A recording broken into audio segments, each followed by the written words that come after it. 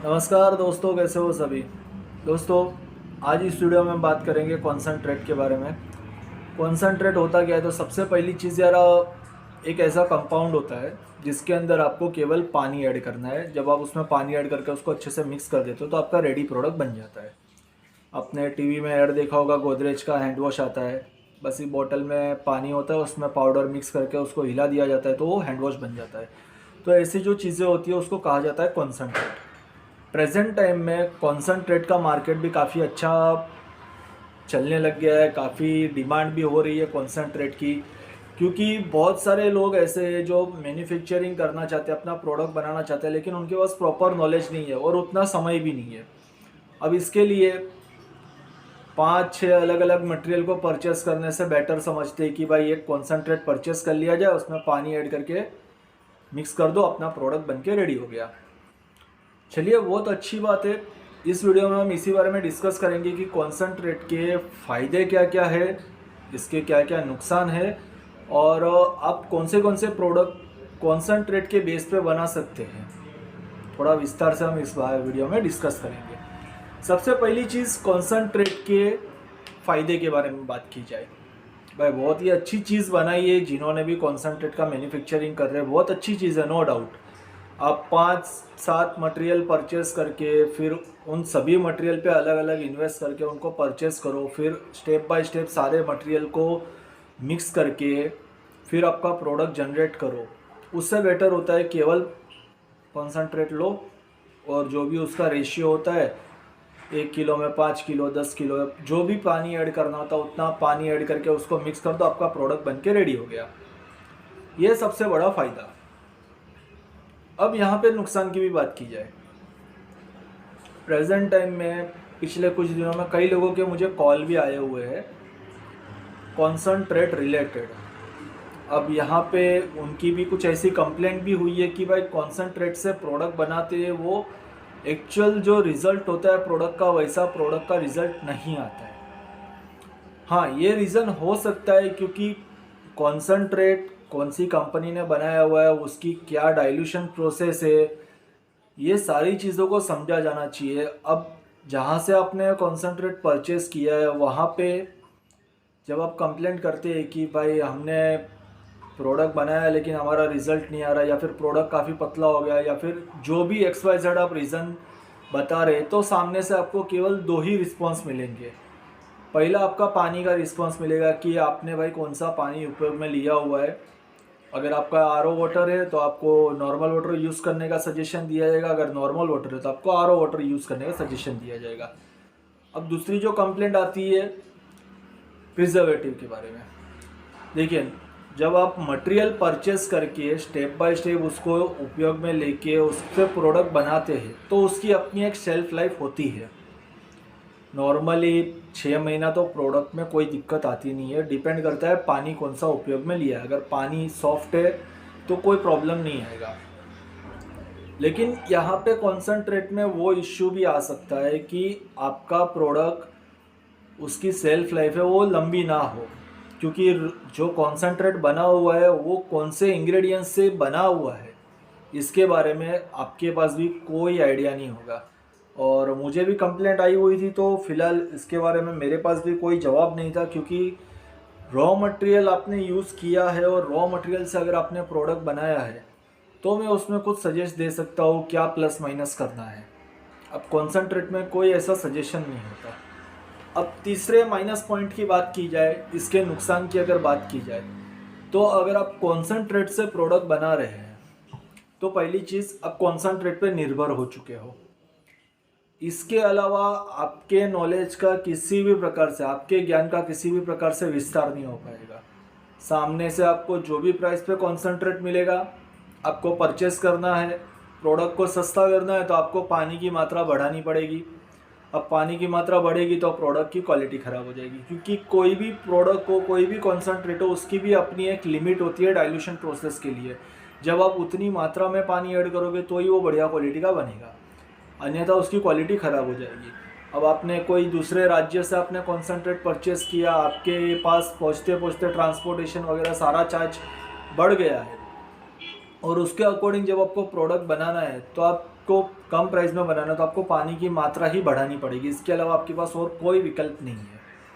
अब यहाँ पे आपका क्वालिटी का इश्यू हो गया, आपका नॉलेज किसी भी प्रकार से बढ़ेगा नहीं, ये एक इश्यू हो गया। आपको कोई आइडिया नहीं होगा कि अगर भविष्य में आपको किसी भी प्रकार से कोई प्रोडक्ट में प्लस माइनस करना है, किसी भी कहीं पे कोई कंप्लेंट आ रही है, आपने कुछ विस्तार में मार्केटिंग किया, वहाँ पे कस्टमर की कोई कंप्लेंट आई है, तो उसका आप क्या सॉल्यूशन ला सके, ऐसा कुछ नहीं होगा, क्योंकि वो अपना ही एक बनाया हुआ कंपाउंड है, उसमें केवल आपको पानी ही ऐड करना है, इसके अलावा आप कुछ ऐड नहीं कर सकते हो।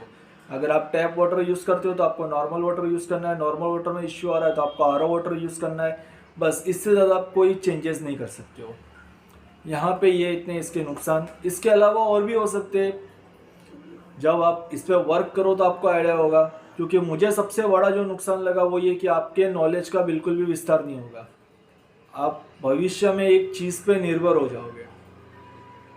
हाँ, लेकिन प्रेजेंट टाइम में इतना समय भी नहीं है लोगों के पास कि भाई विस्तार से सारी चीज़ों को सीखना है, यहाँ इंस्टेंट रिजल्ट चाहिए। और ये चीज़ मैंने नोट की है, कई लोगों के मुझे इस प्रकार के भी कॉल आए हुए हैं, उन्होंने एसिड स्लरी जो कि हमारा रॉ मटेरियल होता है, इसके रिलेटेड पूछा है कि भाई इसमें कितना पानी ऐड करेंगे तो हमारा डिटर्जेंट लिक्विड बन जाएगा।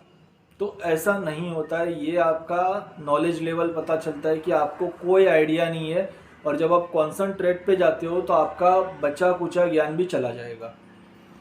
हाँ, अब बात की जाए कॉन्सनट्रेट कौन सा उपयोग में लिया जा सकता है। ऐसा नहीं है, देखिए कोई भी चीज़ अच्छी होती है या कोई भी चीज़ बुरी होती है, ऐसा नहीं है, सभी की अपनी अपनी एक जगह होती है। आप कॉन्सनट्रेट का उपयोग भी कर सकते हैं।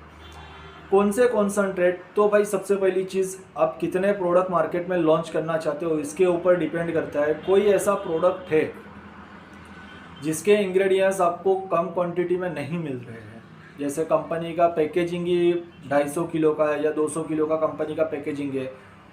अब बहुत से प्रोडक्ट ऐसे होते हैं उसमें 6-7 अलग अलग इंग्रेडिएंट्स भी लगते हैं,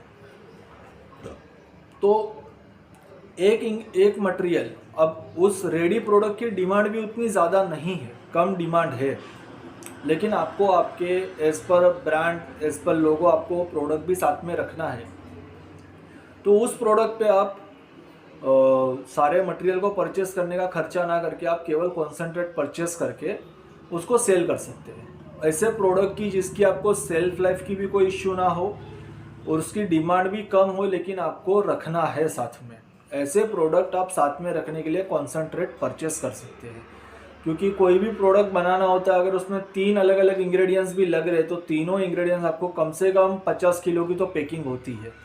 अब तीनों इंग्रेडिएंट्स आपको 50-50 किलो की आपको परचेस करनी पड़ेगी।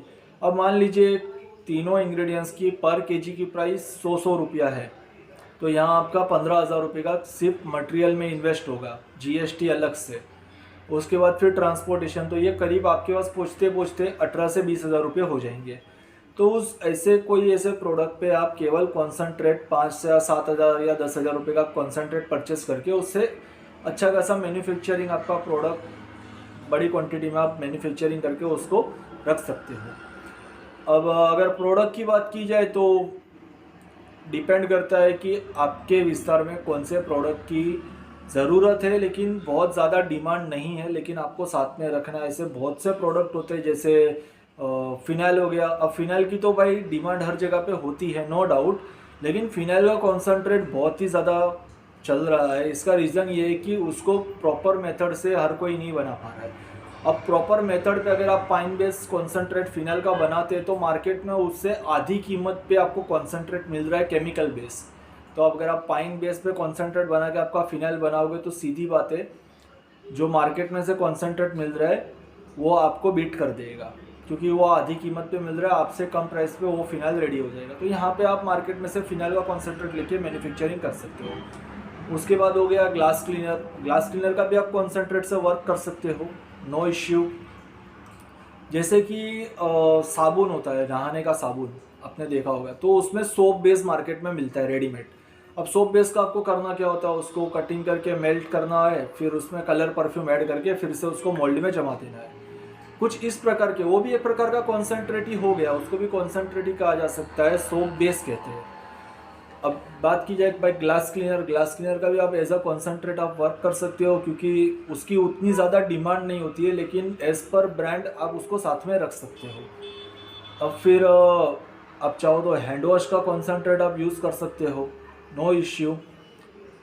लेकिन ध्यान रखिएगा कि आप कॉन्सेंट्रेट पे वर्क तभी कीजिए और उन्हीं प्रोडक्ट पे कीजिए जिसकी डिमांड कम हो लेकिन ज़रूरत भी साथ में हो।